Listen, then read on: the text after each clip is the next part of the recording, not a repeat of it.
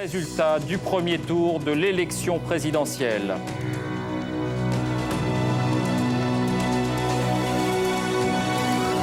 En tête, Jacques Chirac, 20% des voix. Énorme surprise, Jean-Marie Le Pen semble devoir être le second avec 17% des voix. Silence, un instant de silence et de réflexion au milieu de tant de lumière et de tant d'harmonie. Silence! Le 21 avril 2002, au soir du premier tour de l'élection présidentielle, la France est sous le choc. Ce n'est qu'un mot dans les salles de rédaction, un séisme a fait trembler le pays. Jamais un parti, un homme d'extrême droite, n'avait jusqu'alors pris une telle dimension dans l'histoire des républiques.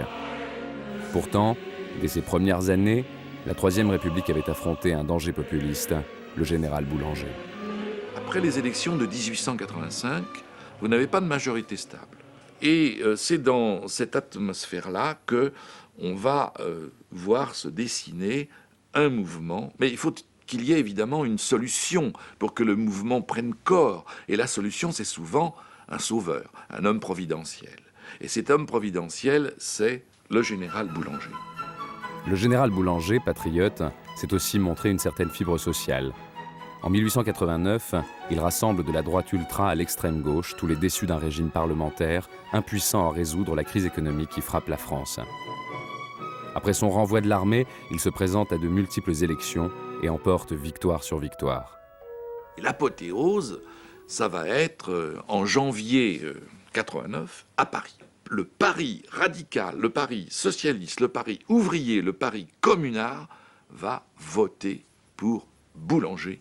Vous avez donc désormais un mouvement qui repose sur les couches populaires et par conséquent, c'est extrêmement redoutable pour les républicains qui, eux, fondent leur théorie politique, naturellement, sur le suffrage universel, sur la souveraineté du peuple. Il se pourrait que le peuple ne soit pas démocrate. La poussée de fièvre se termine tragiquement. Le général Boulanger, abandonné par ses partisans, finit par se suicider à l'étranger où il s'était réfugié. Les Républicains sortent vainqueurs de la première grande crise de la Troisième République, qui ne va pas tarder à se découvrir d'autres problèmes. Lorsque la République troisième s'est installée, définitivement installée au début des années 1880, à ce moment-là, on va voir apparaître d'autres formes d'extrême droite. En particulier l'antisémitisme. L'antisémitisme a plusieurs sources. Il a une source religieuse, médiévale, catholique, que l'on peut appeler l'antijudaïsme. Mais ce vieil antijudaïsme religieux a été complètement ravivé au XIXe siècle par toutes sortes de courants, en particulier par un certain socialisme qui a vu dans les Juifs le pouvoir capitaliste, le pouvoir de la haute banque. Le mythe Rothschild, n'est-ce pas, la banque Rothschild, qui était une immense pieuvre qui étalait toutes ses tentacules sur tous les pays de l'Europe. Et puis enfin, il y a un troisième élément qui va apparaître aussi dans l'œuvre de Drummond notamment et dans l'œuvre d'un certain nombre d'antisémites, c'est le racisme proprement dit. C'est-à-dire, on va être à la fin du XIXe siècle absolument obsédé par les questions de race. Race inférieure, race supérieure, et le juif va être défini à ce moment-là physiquement, biologiquement.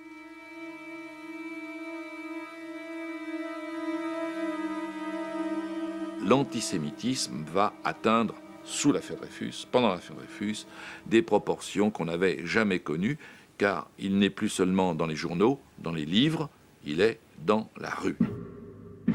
En janvier 1898, convaincu de l'innocence du capitaine Dreyfus, qui ne sera prouvé que 10 ans plus tard, Émile Zola met le feu aux poudres nationalistes en accusant le Conseil de guerre d'avoir condamné Dreyfus du seul fait de ses origines juives dans une affaire d'espionnage au profit de l'Allemagne.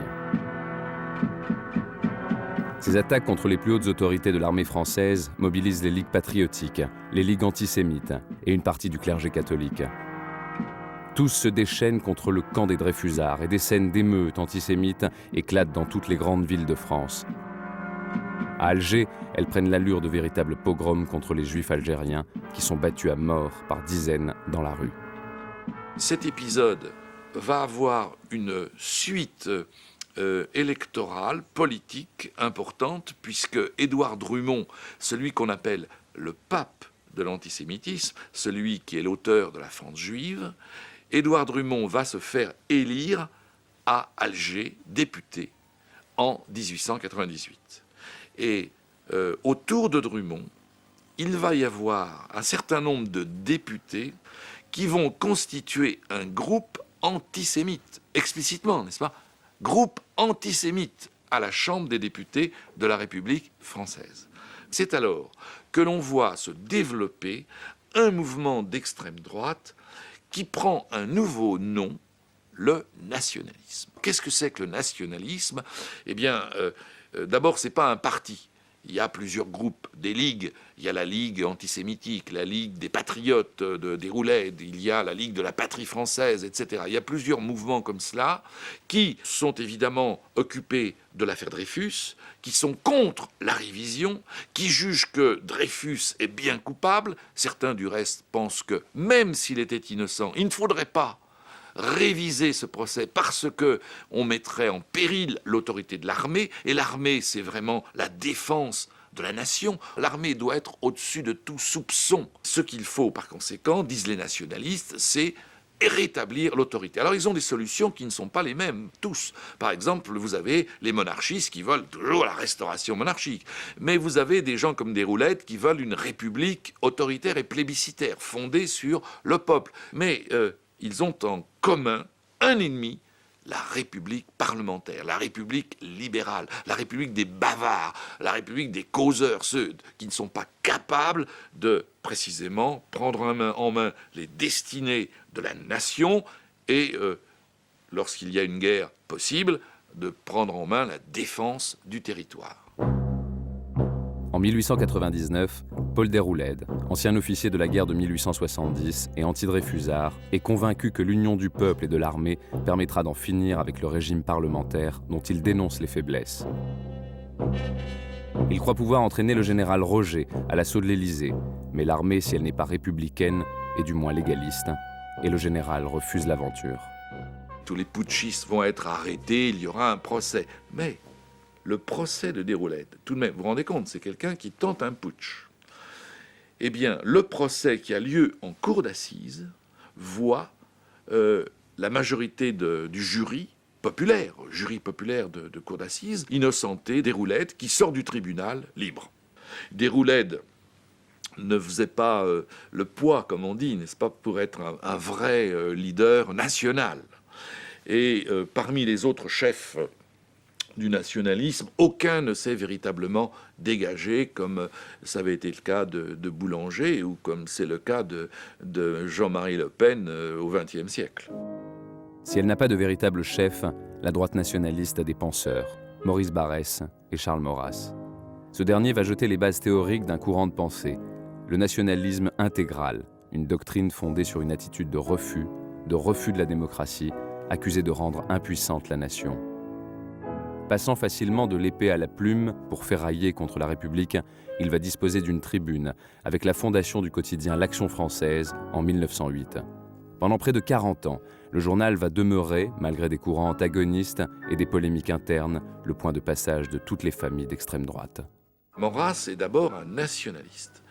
Et un nationaliste qui, finalement, arrive à comprendre, selon lui, que la bonne solution du nationalisme, c'est-à-dire la protection de la nation française contre tous les dangers qui la menacent, c'est la restauration monarchique. Si Maurras n'est pas chrétien, en revanche, il défend le catholicisme, l'Église, n'est-ce pas?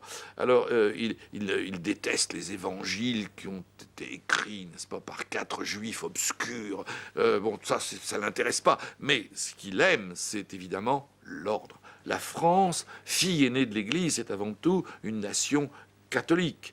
L'Église sert aussi à ça, n'est-ce pas, à identifier, alors, contre le juif, justement, contre celui qui n'est pas catholique, contre le franc-maçon, contre le protestant. Non, la France, le français, le vrai français, il se rattache à l'Église, même s'il ne croit pas en Dieu, mais il se rattache à l'Église.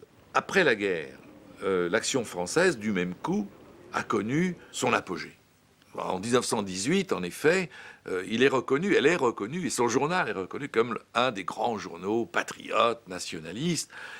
Ça durera encore quelques années, jusqu'au moment où, en 1926, le pape va condamner l'Action française. Et l'on s'en fout, à bas la République, et l'on s'en fout, la gueuse et de ses voyous. Devant la statue de Jeanne d'Arc, au lendemain de la Grande Guerre qui a fait plusieurs millions de morts, et après la victoire de la révolution bolchevique en Russie, la lutte contre le communisme s'ajoute à l'anti-germanisme des mouvements nationalistes. Dans les années 30, ils peuvent à nouveau évaluer leurs forces respectives, dont les anciens combattants forment désormais les plus gros bataillons. Charles Maurras voit surgir, à la suite des camelots du roi de l'Action française, des mouvements rivaux fascinés par l'exemple fasciste de Mussolini en Italie et la montée du nazisme hitlérien en Allemagne. Ce sont des ligues d'extrême droite, comme les Jeunesses patriotes du député de Paris Pierre Tétinger, ou le mouvement fasciste Solidarité française, financé par le parfumeur Coty. Les Croix de Feu, le mouvement le plus important, fort de plusieurs dizaines de milliers d'adhérents, est dirigé par un ancien combattant de la guerre de 14, le colonel Delarocque, partisan d'une république autoritaire. Tous les députés, on les prendra. Nous sommes vraiment la grande collectivité de laquelle s'élève la voix de la sincérité, de la fraternité, de l'honneur. Nous sommes vraiment le symbole de la réconciliation française. Larocque n'est pas fasciste. Larocque souhaite une France à la fois traditionnelle et populiste. Il joue un petit peu sur les deux tableaux. Il a d'ailleurs une clientèle qui est à la fois celle des beaux quartiers et puis celle de certains milieux populaires. Et lui, c'est une véritable force. Et plusieurs centaines de milliers d'adhérents dans les années 30. Un vicomte rencontre un autre vicomte. Qu'est-ce qui se raconte? Des histoires de vicomte.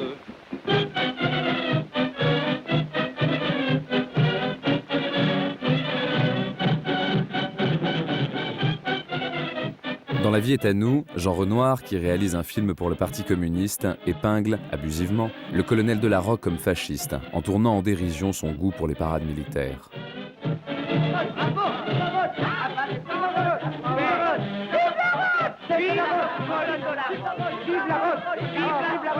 Signe des temps, le Parti communiste, tout comme une bonne partie de l'opinion, ne prend pas vraiment au sérieux la menace que représente Adolf Hitler, qui a pu pourtant gagner facilement les élections allemandes de 1933 du fait de la division des forces de gauche.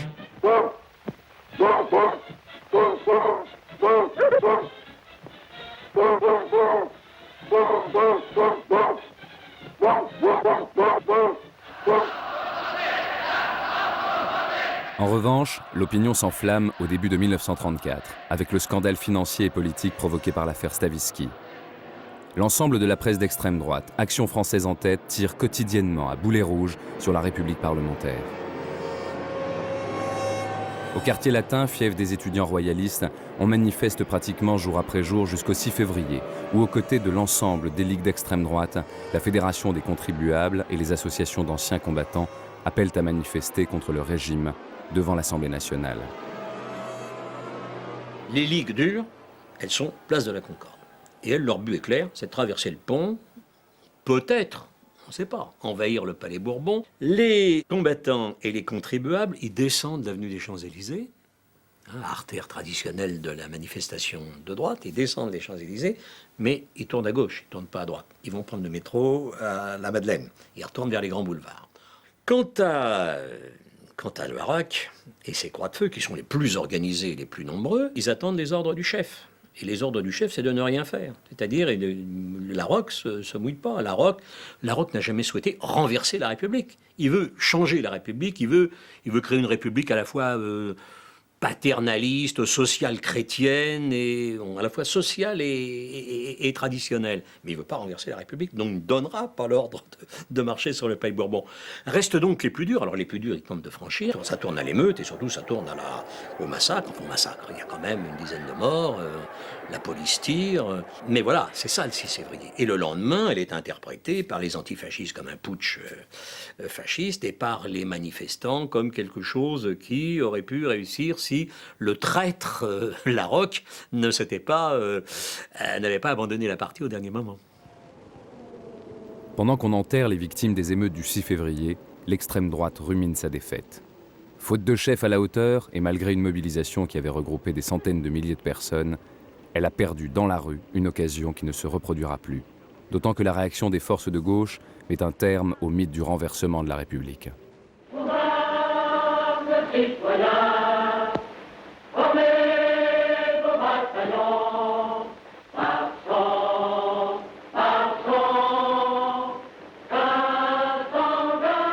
Le danger a fini par souder les familles ennemies des socialistes et communistes. Le Front commun a été réalisé dans la rue dès le 12 février. Mais il faut attendre la fin juin et les directives de Moscou pour que les communistes cessent leurs attaques contre les socialistes et signent un pacte d'unité d'action. Le ralliement des radicaux permettra la formation, puis la victoire du Front populaire en 1936. Pour la première fois dans l'histoire de France, un socialiste accède au poste de président du Conseil et Léon Blum forme un cabinet dont une des premières décisions sera la dissolution de l'ensemble des ligues d'extrême droite. La presse d'extrême droite redouble alors d'insultes contre ce qu'elle appelle l'Assemblée révolutionnaire et les origines juives de Léon Blum. Il y a un délire verbal, il y a une violence verbale qui va notamment devenir très forte à la veille de la guerre pour deux raisons. L'arrivée massive de réfugiés venant d'Allemagne, mais aussi de Tchécoslovaquie, d'Autriche après l'Anschluss, donc une arrivée de nouveaux émigrés juifs. Et puis alors cette idée qui va être véhiculée par la presse d'extrême droite et par les mouvements d'extrême droite, que dans le fond les juifs veulent la guerre pour régler leur compte avec Hitler, et par conséquent ils poussent les gouvernements français, notamment, alors évidemment il y a le thème de Blum, chef de gouvernement, un juif chef de gouvernement, et que tout ça concourt à faire la guerre contre Hitler, alors que ce qu'il faudrait, c'est au contraire s'allier avec Hitler, ou du moins faire la paix avec Hitler. Donc il y a une assimilation de l'antisémitisme et d'un certain bellicisme de la gauche qui voudrait barrer la route à Hitler. Nous avons le devoir de reprendre ce qui a toujours été les idées de la classe ouvrière, le rapprochement des peuples, et éviter une nouvelle conflagration européenne. Le but principal de notre campagne, c'est d'assurer la paix dans les foyers. Bravo! Bravo! Là, il y a la naissance du grand parti fasciste français, car il y a eu un grand parti fasciste français, et comme le parti national fasciste en Italie, comme Mussolini, il rassemble là, alors très nettement, extrême gauche et extrême droite, puisque Doriot vient du Parti communiste, c'est une figure montante, c'est la grande figure montante du Parti communiste, c'est le rival de Thorez. Hein. Ouvrier, vrai ouvrier, chef des Genèves communistes dans les années 20, et devient le numéro 2 ou 3 du Parti communiste français. Son ascension se fait à travers le thème de l'antifascisme. C'est pour être antifasciste qui lance l'idée d'un front populaire, on dit à l'époque d'un front commun, avec les socialistes et même avec les libéraux. Il est exclu du Parti communiste et il va fonder sa propre organisation qui au début apparaît comme un mouvement d'extrême gauche rival du Parti communiste, puis très rapidement va être à la fois financé par certains grands intérêts et peuplé de gens qui viennent non pas de l'extrême gauche mais de l'extrême droite. Et là, nous avons alors un mouvement qui pendant 2 ans, 36, fin 37, est un grand mouvement populiste, fascisant, totalitaire. Doriot, c'est le Mussolini français qui sait parler aux foules, qui est orateur populiste. Là, nous avons un véritable mouvement fasciste organisé, structuré et puissant. La dissolution des ligues a provoqué la radicalisation d'une frange de l'action française qui s'oriente vers le terrorisme. Son surnom de la cagoule avait été trouvé par Maurras lui-même, qui ne les prenait pas très au sérieux.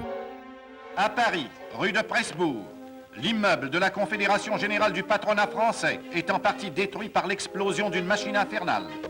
À quelques centaines de mètres de la rue de Presbourg, rue Boissière, un engin semblable explose presque au même moment au siège de l'Union des industries métallurgiques.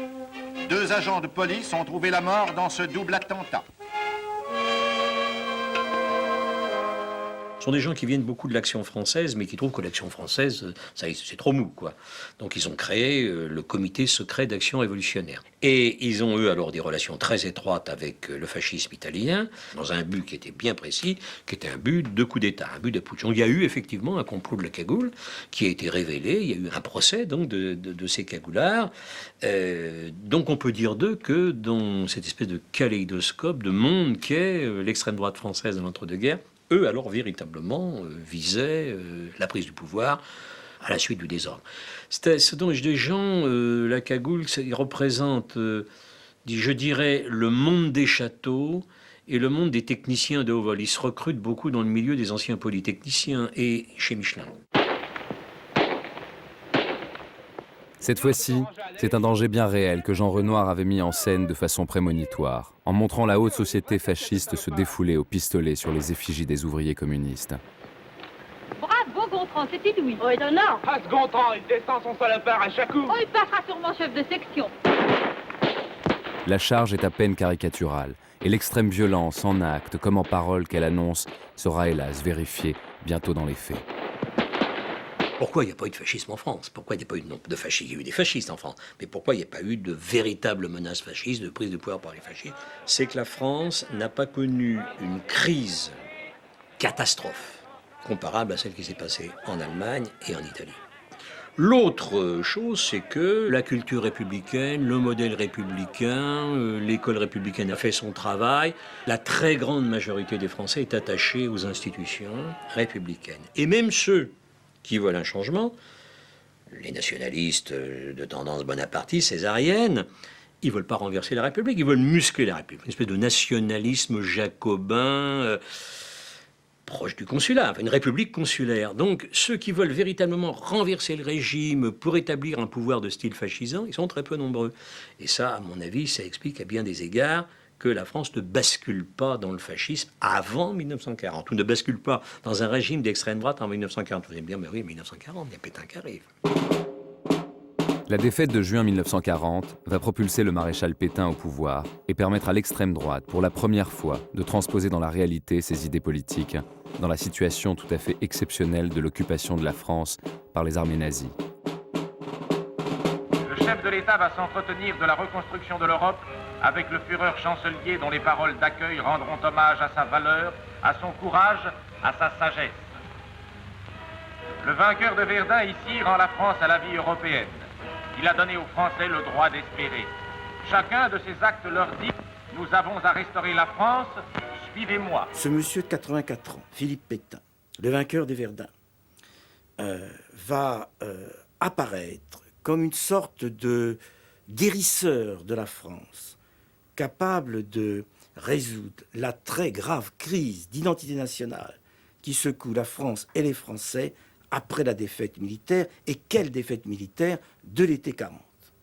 Il y a donc un monsieur aux vertus singulières, qui est ce vainqueur de Verdun, et une attente de la très grande majorité des Français. C'est ça, dans le fond, un personnage charismatique. Et il faut ajouter que Philippe Pétain va demeurer de bout en bout la clé de voûte du système vichysois. Sans Pétain, pas de Vichy. C'est un régime qui pratique dès l'été 40 l'exclusion et qui va devenir de plus en plus répressif au point de terminer dans ce que nous appelons un État milicien qui est devenu un État autoritaire ultra répressif. Il va immédiatement poursuivre ce qu'on va appeler l'ennemi intérieur. Alors, l'ennemi intérieur, l'anti-France. L'anti-France, c'est les communistes. Déjà, la Troisième République les avait pourchassés. Ça a été ensuite les francs-maçons, dès août 1940. Voilà un deuxième ennemi intérieur. Ennemi intérieur que vous trouvez déjà chez Maurras, que vous trouvez déjà donc dans les années 1880-90. Et puis un troisième, qui est un ennemi intérieur, que sont les Juifs.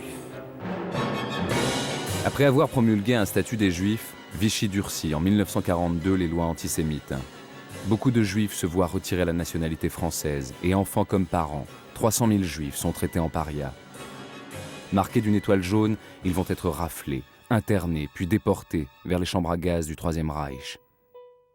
C'est sur les ordres du président du Conseil, Pierre Laval, et du responsable de la sécurité, René Bousquet, que la police et la gendarmerie française vont être complices de la disparition de près de 100 000 Juifs arrêtés sur le sol français entre 1941 et 1944. Dans le printemps 42, Hitler a donné comme tâche prioritaire à l'ensemble des services du Reich, de l'armée, l'extermination des Juifs en Europe. C'est la solution finale, l'Endlösung. Et comme cadeau, si j'ose dire, comme élément de troc à Hitler pour montrer que la France veut effectivement, concrètement, collaborer. Il prête, il donne sa police, sa gendarmerie pour faire effectuer les rafles. Ils mettent la main dans un engrenage mortel à tous égards, et en tous les cas, dont Vichy ne s'est toujours pas relevé. Maréchal, nous voilà devant toi, le sauveur de la France. Pétain n'a pas voulu de la création d'un parti unique, et l'extrême droite est plus émiettée que jamais. À l'exception du colonel de la Roque, qui a pris ses distances et sera interné par les Allemands, les leaders nationalistes comme Déa, Deloncle, soutiennent activement la politique de collaboration avec Hitler et la répression de ce qu'ils appellent l'anti-France. Le PPF, animé par Jacques Doriot, veut aller plus loin. Ce qui nous intéresse, c'est l'avenir de la France, c'est son redressement, c'est la possibilité de lui maintenir, comme l'a dit le maréchal, son rang de grande puissance européenne et coloniale. C'est la possibilité de pouvoir regarder nos enfants en leur disant, malgré le mépris de certains, malgré l'hostilité d'autres, nous avons travaillé pour que ton sort soit bien meilleur que le mien, soit bien meilleur que le nôtre. Nous avons travaillé pour que tu sois plus heureux que nous. Voilà le legs que nous voulons faire aux gens qui nous suivent. Il va essayer de se rendre indispensable aux Allemands pour devenir une sorte de petit Führer français. En musclant son PPF, qu'il a ranimé, et en créant, ou du moins en lançant l'idée de la Légion des volontaires français contre le bolchevisme, la LVF, en juillet donc 1941.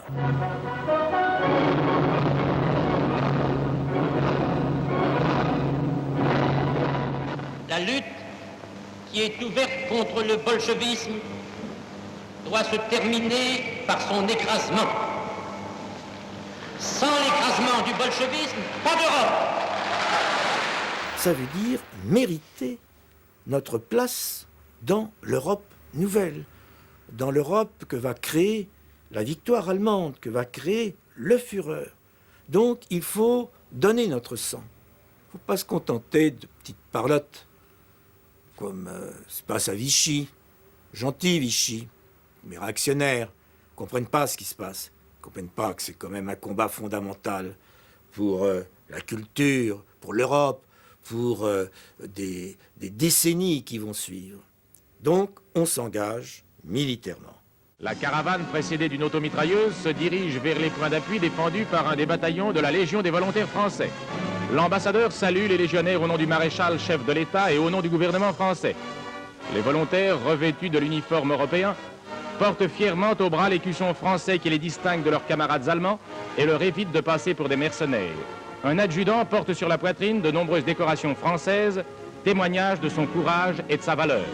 Ce premier contact avec nos soldats est particulièrement émouvant. Grâce à ces Français, le drapeau de notre pays flotte en terre russe, non loin de cette Bérésina qui vit, il y a 130 ans, l'inoubliable épopée des grognards de Napoléon. Maintenant, j'aime les Allemands. Quand je rencontre des soldats allemands, j'ai envie de leur serrer la main, de leur parler sans motif, comme à des gars de chez nous. Ainsi parle l'écrivain Robert Brasillac, l'anti-germaniste d'avant-guerre, l'éditorialiste de Je suis partout, qui avait appelé à fusiller Léon Blum, liquider les communistes, nettoyer le pays des Juifs. Il est venu soutenir Jacques Doriot sur le front russe.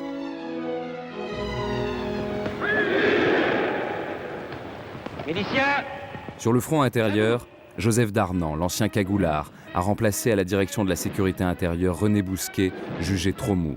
Il a créé une milice sur le mode hitlérien qui va se rendre coupable d'une multitude d'exactions, de tortures et d'assassinats de résistants. Nous préférons, quant à nous, mourir que de subir le triomphe d'Israël. C'est ça, Darnan, c'est une sorte de fascisme plébéien. En même temps, très répressif.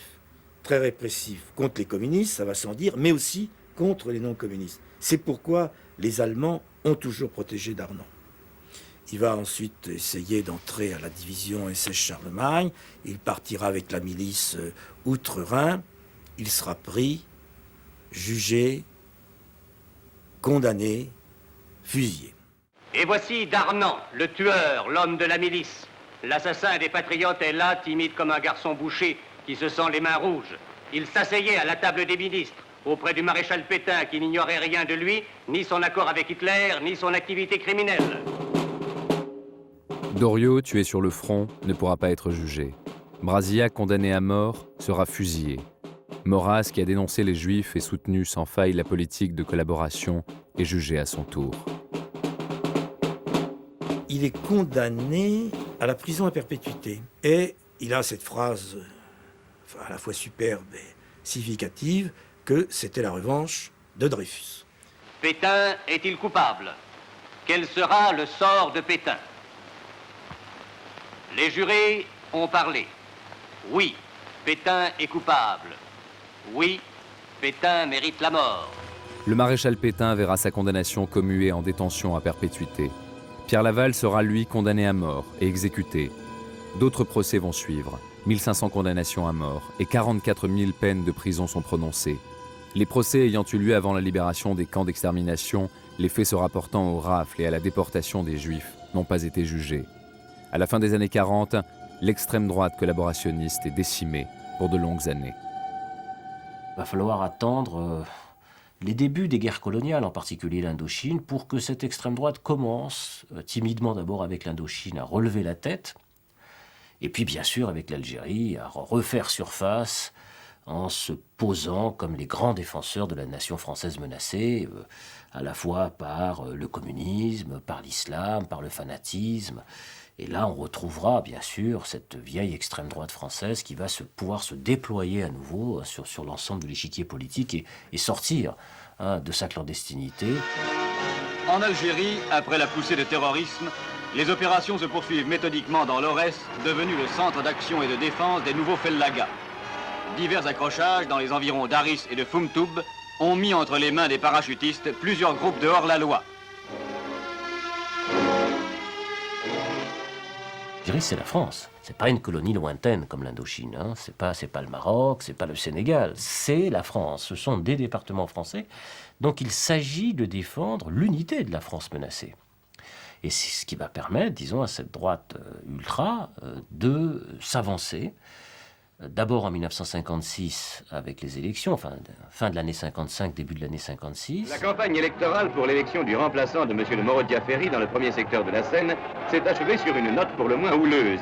La contradiction s'est donnée libre cours dans de nombreuses réunions et le Vélodrome d'hiver de Paris a connu des soirées dignes de ses meilleurs spectacles de catch avec grenades lacrymogènes en supplément hors programme. À cette époque, le mouvement de Pierre Poujade fait une entrée mouvementée dans le paysage politique français. Il dénonce les origines juives de Pierre Mendès France, accusé de trahison pour avoir mis un terme à la guerre d'Indochine. En faisant le plein des voix des petits commerçants, Poujade effectue une charge à la hussarde contre le régime parlementaire et obtient 52 sièges à l'Assemblée nationale. Son bras droit, Jean-Marie Le Pen, qui fait à cette occasion ses premiers pas en politique, intervient violemment à l'Assemblée contre le gouvernement qui l'accuse de mollesse dans la répression en Algérie. Le poujadisme sera un feu de paille électoral. Rapidement, Jean-Marie Le Pen se brouille avec Pierre Poujade et remet son mandat de député. En 1957, il part en Algérie participer aux opérations de police de la bataille d'Alger sous le commandement du général Massu. Il sera décoré alors que l'écho des tortures pratiquées par l'armée française commence à se faire entendre dans la presse. Comme du temps de l'affaire Dreyfus, l'opinion commence à se diviser en France entre partisans de la paix en Algérie et défenseurs de l'honneur de l'armée. Et on voit s'avancer aussi Jean-Marie Le Pen et d'autres pendant la bataille d'Alger. Contre le terrorisme, contre le FLN, contre le fanatisme musulman, c'est le grand credo d'une extrême droite qui, dans le fond, commence à se structurer, commence à monter en puissance pendant la bataille d'Alger, principalement en défense de l'armée, en défense de l'honneur de l'armée. Bon, elle se réapproprie ce thème classique, disons, de la droite, pour s'avancer de plus en plus. Le 13 mai 1958, une insurrection éclate à Alger contre l'investiture à Paris de Pierre Flimelin, favorable à des pourparlers avec le FLN. La foule algéroise, réunie sous la direction de partisans gaullistes et d'activistes comme Pierre Lagaillarde, a pris d'assaut le gouvernement général qui est mis à sac.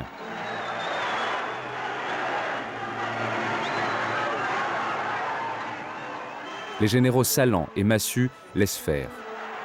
Le soir même, le général Massu installe un comité de salut public et le général Salan annonce qu'il prend en main les destinées de l'Algérie française.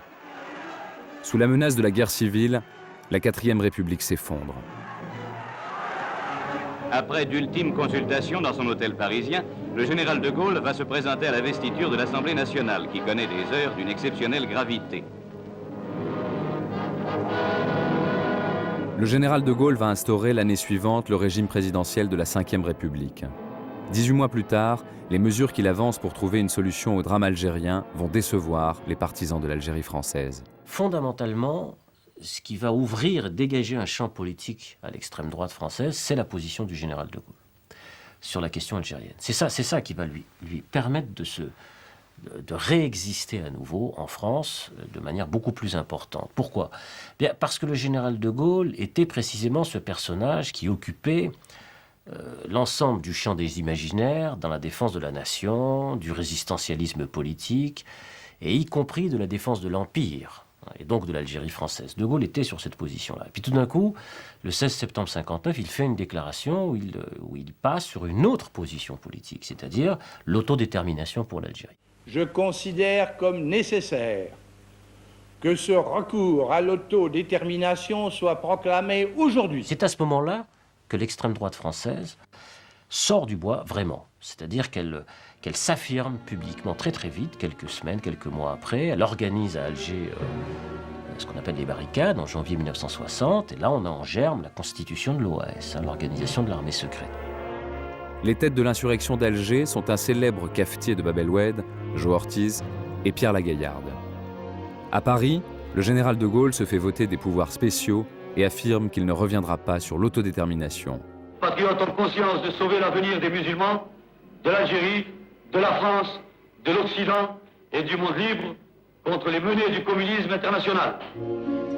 Ne réussissant pas à entraîner l'armée derrière eux, Ortiz prend la fuite et Lagaillarde finit par se rendre avant de s'évader pour rejoindre en Espagne le futur noyau de l'OAS. 18 mois plus tard, c'est l'armée elle-même qui entre en scène en organisant un putsch à Alger en avril 1961. À la tête des putschistes, le général Chal, commandant en chef en Algérie depuis 1958, et les généraux Jouot, Zeller et Salan. Tous ces généraux qui décident de tenir à l'écart les ultras d'Alger prétendent sauver l'honneur de l'armée face à la politique du général de Gaulle, accusé de brader le patrimoine national. Mais les chefs du putsch se heurtent à la passivité ou à la résistance du contingent.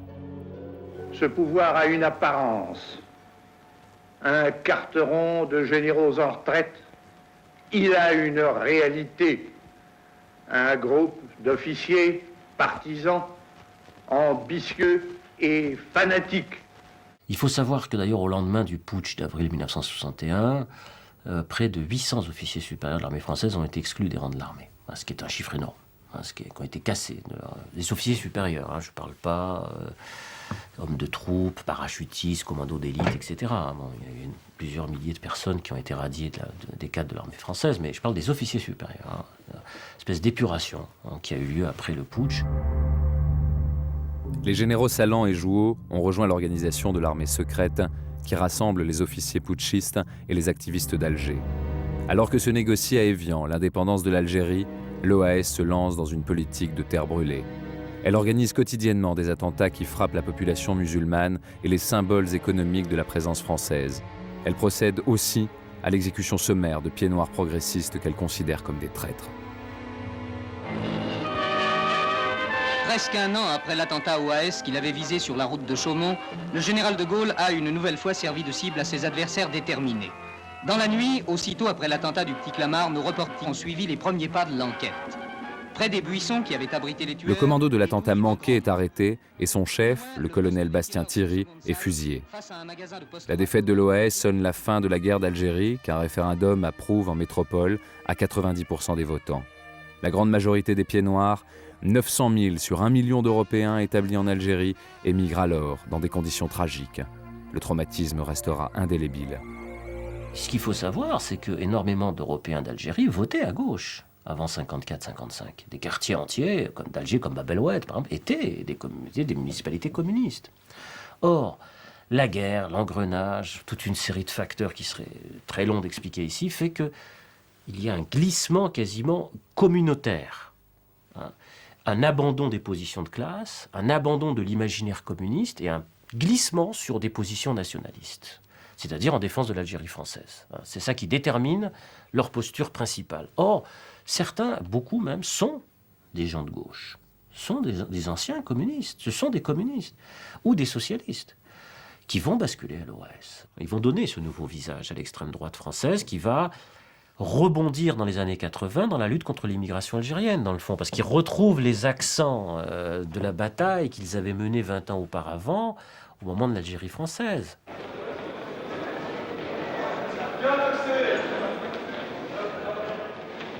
Dix ans après le drame algérien, une nouvelle organisation, Ordre Nouveau, fait son apparition en 1971. Son nom fait ouvertement référence à l'idéologie pétainiste. Ses activités sont essentiellement dirigées contre l'influence des différents groupes d'extrême gauche très actifs dans le milieu étudiant. Parmi ses dirigeants, un proche de Jean-Marie Le Pen, Maître Galvert, donne le ton. 2 ans de gauchisme, 2 ans de braillards, de voyous, de vermine, 2 ans de drapeau rouge, de drapeau noir, de pieds sales, de cheveux gras. Les égouts dégorgent en France. La racaille remonte. Cette racaille, elle nous proposait, dans son joli mois de mai, de nous considérer tous comme des juifs allemands. Eh bien, nous pour lesquels la naturalisation remonte tout de même à quelques dizaines de siècles, nous ne sommes pas des juifs allemands.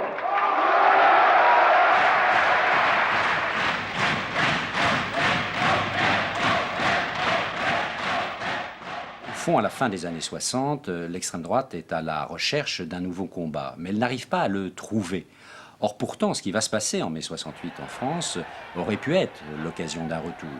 Et tout ce thème de la loi et de l'ordre, de la menace sur les fondements même du fonctionnement de la société, c'est la droite classique qui le récupérera, c'est le général de Gaulle, c'est le parti gaulliste qui, dans les élections de juin 68, récupérera toute cette thématique et connaîtra une victoire législative sans précédent. Et l'extrême droite, donc, reste dans la marginalité groupusculaire, elle le restera encore pendant de longues années, à peu près pendant toutes les années 70. Il n'est pas admissible que le premier sous-développé venu quitte soudainement son cocotier pour venir s'installer ici sous prétexte que le cadre lui plaît.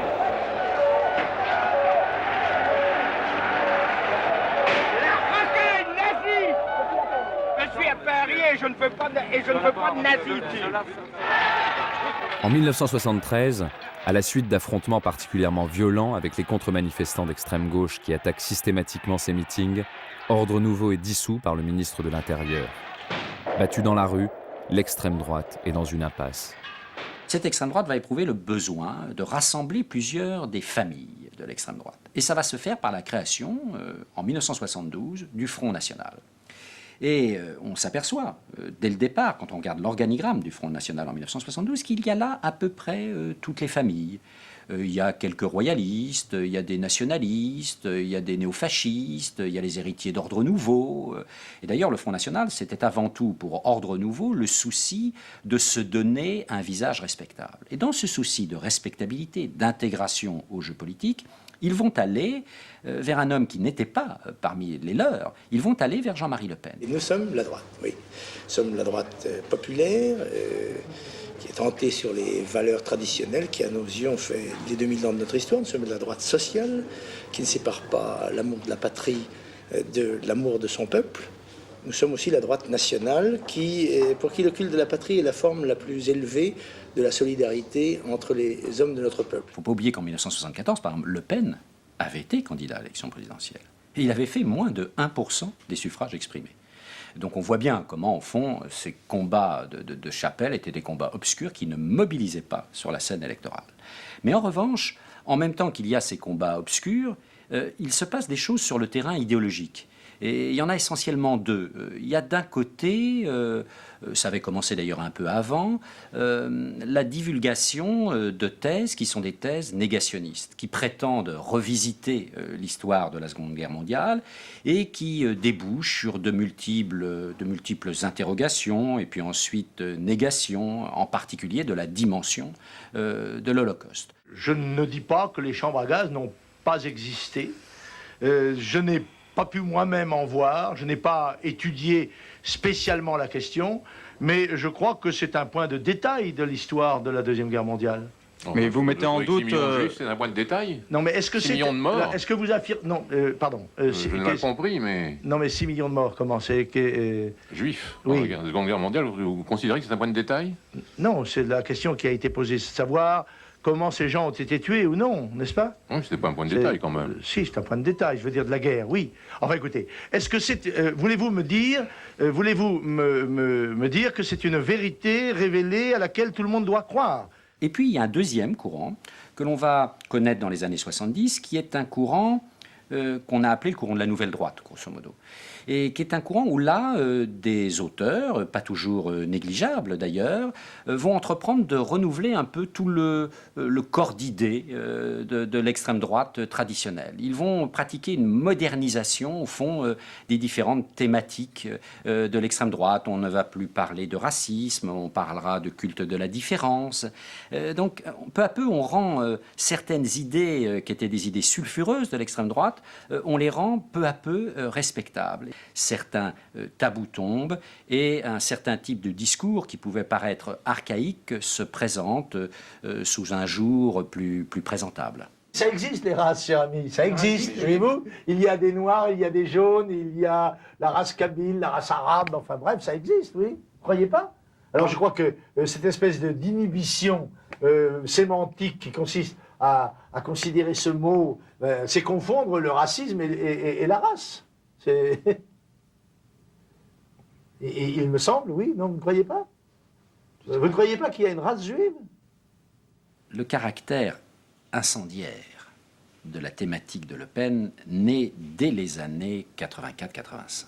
Pourquoi? Parce que Jean-Marie Le Pen va connaître ses premiers succès électoraux autour de deux confusions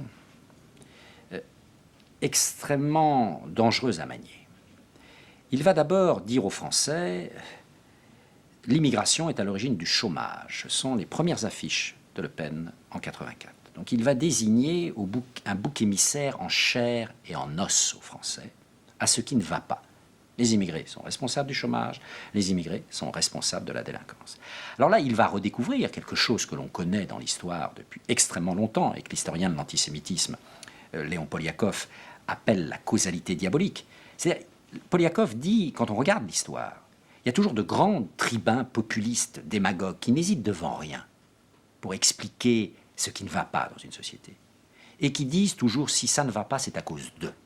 Ils désignent un diable. La causalité est pour eux, de tel ou tel phénomène s'incarne dans un diable. Alors les diables, il y en a eu dans l'histoire, et Dieu sait si l'extrême droite les a utilisés.